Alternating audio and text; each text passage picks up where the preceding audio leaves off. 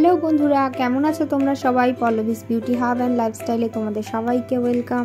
একটা Holi special blog নিয়ে আমি চলে এসেছি।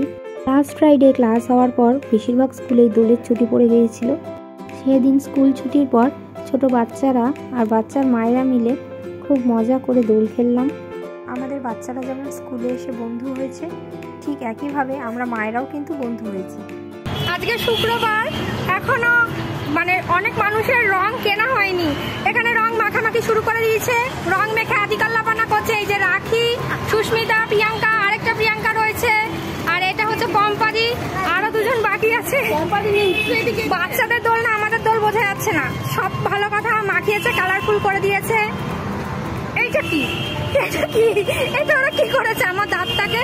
এই যদি ব্রাশ করলে না ওঠে। লাল, নীল, হলুদ, সবুজ, গোলাপি, কমলা, বেগুনি কোনো রঙই মাখতে বাকি রাখিনি আমরা। হোলির দিন তো আর দেখা করার সুযোগ হবে না, তাই আগেই এই প্রি হোলি এই প্রি হোলি সেলিব্রেশনটা আমরা গার্জিয়ানদের মধ্যে সীমাবদ্ধ রাখিনি। স্কুলের পাশের এই ভাইটির দোকানে আমাদের নিত্যদিনে যাওয়া আসা, তাকেও আজ রং মাখিয়েছি। আজকে আমরা সকলকে নিয়েই আনন্দ করব।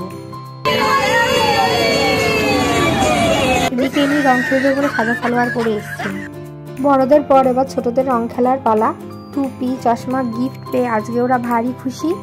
এতগুলো নিষ্পাপ কচিকাচার দল একসঙ্গে রং খেলছে, এত হইহুল্লো করছে, ওদেরকে দেখে নিজেদের ছোটবেলার কথা মনে পড়ে যায়। যাদের সাথে একসঙ্গে বড় হয়েছি, আজ কে কোথায়। বছরে একদিনও দেখা হয় কিনা সন্দেহ। ফেসবুকই সম্বল। তোমরা অনেকেই আমার ব্লগগুলো দেখছো। ব্লগটা কেমন হয়েছে তোমাদের মতামত অবশ্যই কমেন্টে জানিও।